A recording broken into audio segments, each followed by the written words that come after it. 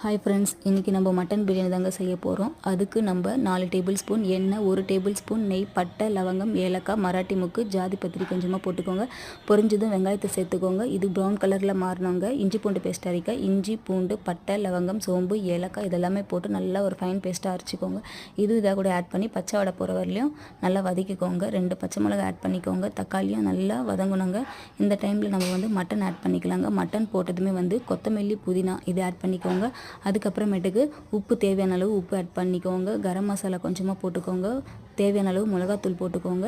இது ஒரு 5 நிமிஷம் மூடி வச்சு வேக விடுங்க. அதுக்கப்புறமேட்டு தயிர் ஆட் பண்ணிக்கோங்க. கேசரித்தூள் ஆட் பண்ணி நல்லா இது பண்ணிக்கோங்க, கலரி விட்டுக்கோங்க.